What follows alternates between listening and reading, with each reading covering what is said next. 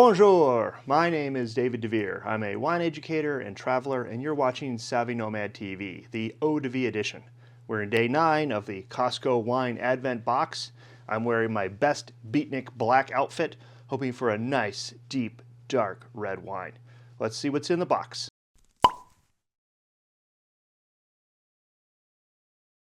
Now, if you're new here, check out this playlist or look at the link in the description. We are doing these wines one by one each day for the first 24 days in December with this box. But you don't need this box. You can enjoy these little wine classes all by themselves, just vicariously. But if you're drinking along, that's probably a little bit better.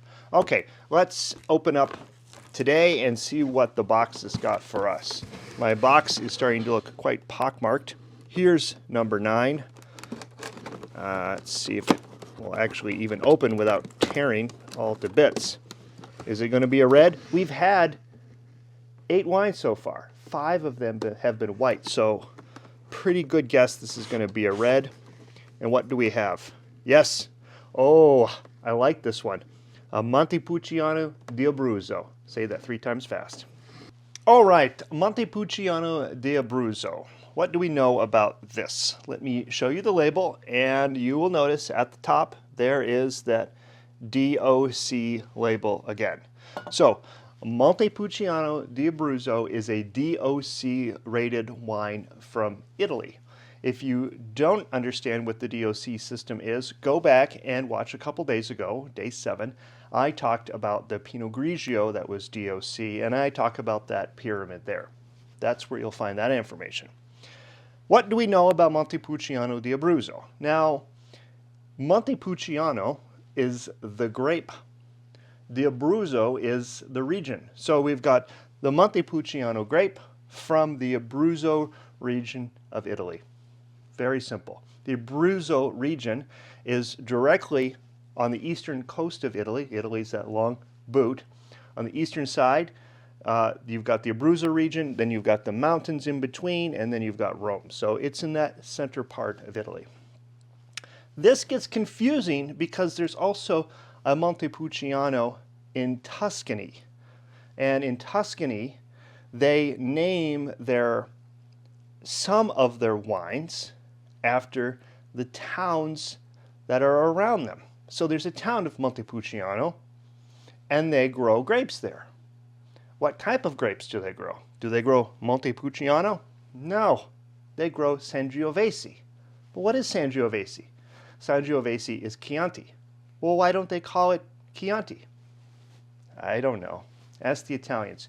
Italian wine and labeling rules are confusing. You just need to learn them.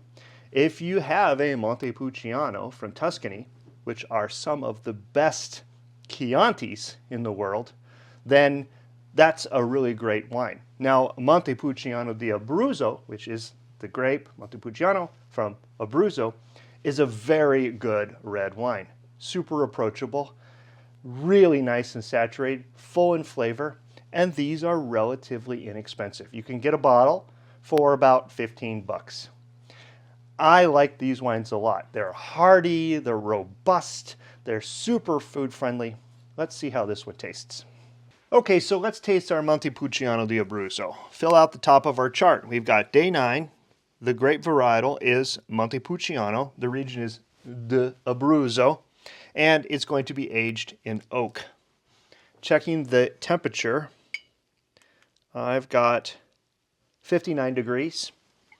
That's just fine. Again, if your wine is warmer than that, do chill it.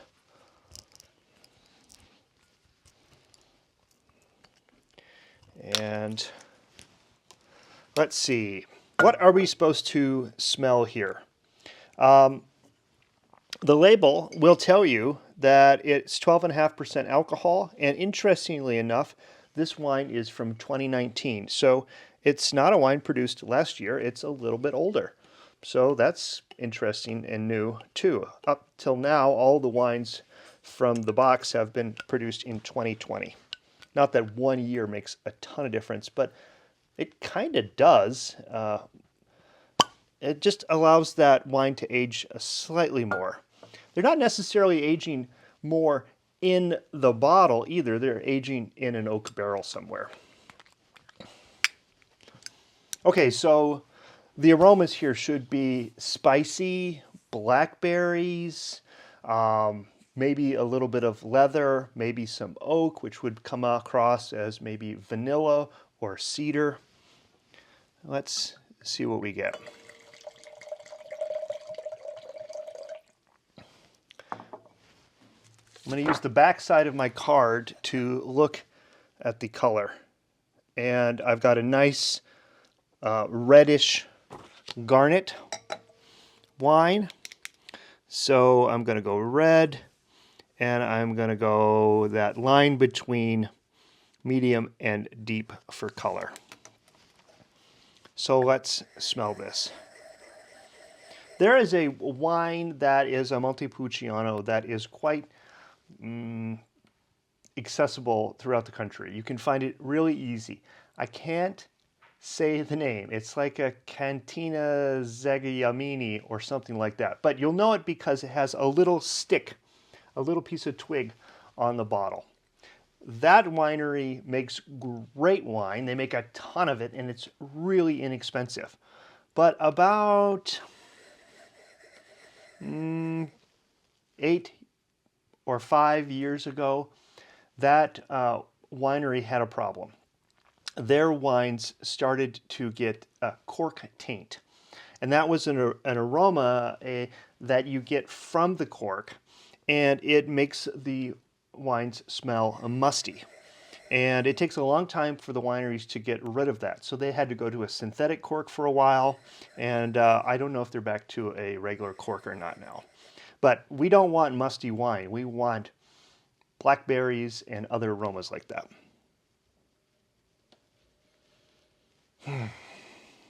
I got a little bit of oak aroma here, that kind of woodsy. I get a little bit of fruit. These aromas that you get out of a wine come from the fermentation process, from the grape and from the fermentation and the maturation process. They are not adding extra fruit aromas to the wine. Okay, so what did this smell like? Nice aromas. I'm going to give it 6. I don't get anything particularly intense here. It's a little cold. If it warmed up, maybe it would be a little more aromatic. When we get down to the bottom of the chart, we'll have to see.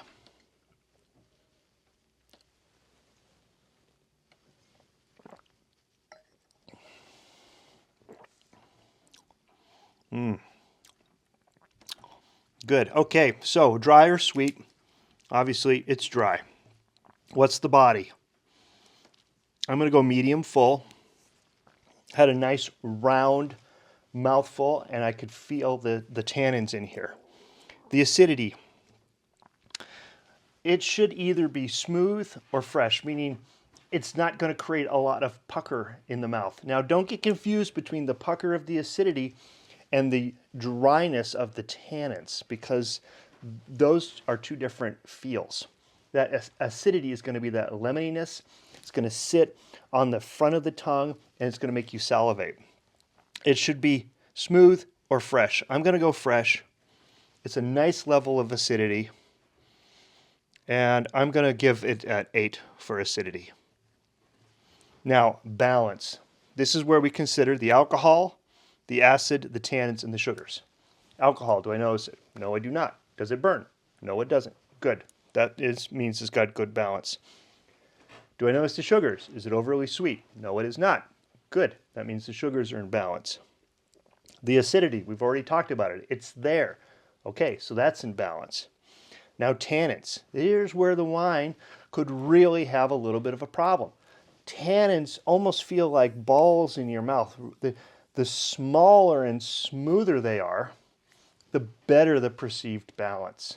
If you're eating fatty foods, these tannins will actually become less coarse and more smooth in the mouth. But we've only taken one sip. I don't have any fatty foods to eat. So we are grading it on its initial tannin feel, and the tannins I thought were good. So we've got a good balanced wine, and I'm going to give it an 8 for that. All right, complexity. Let's see if it changed a little bit in the glass, warming up, just aerating it as I swirl. And if I get any new aromas, either in the smell or once I take it into my mouth.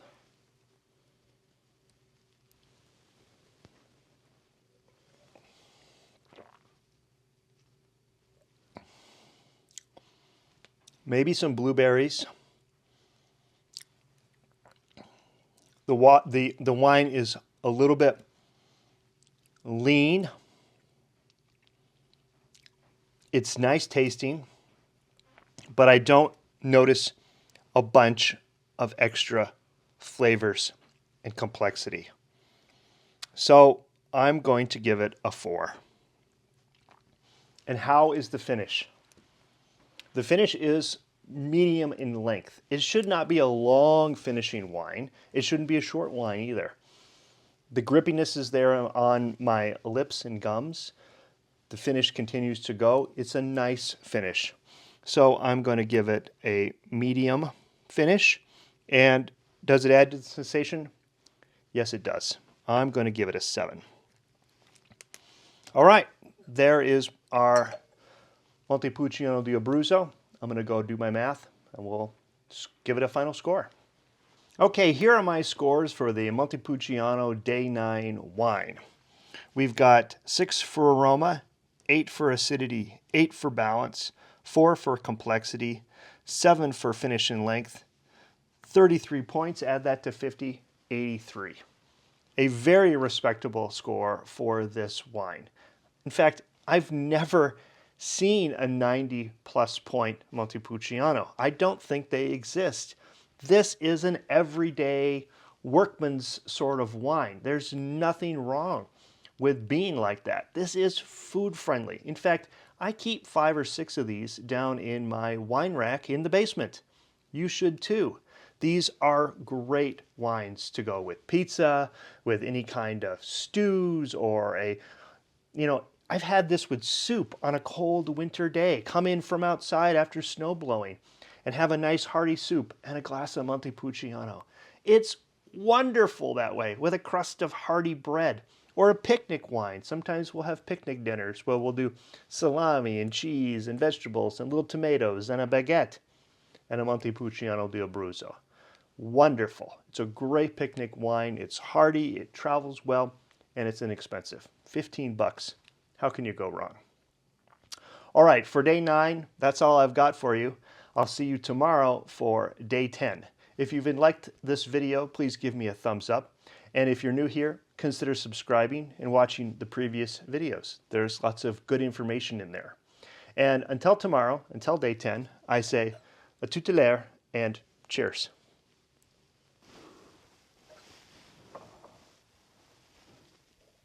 What kind of bird is that? Crow, maybe. Azimato.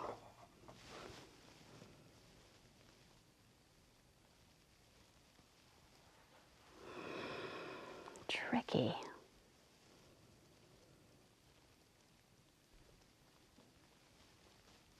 Oh, I'm gonna have to sniff this for a while. See, swirl, sniff. It's kind of spicy, like a cedar box or something, but also kind of fruity, kind of woodsy. I'm gonna taste it. I want to keep smelling it. It smells good.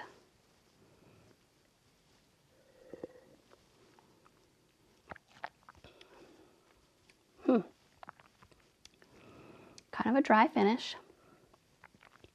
A little thin, but I think that's okay. I think it would go good with food.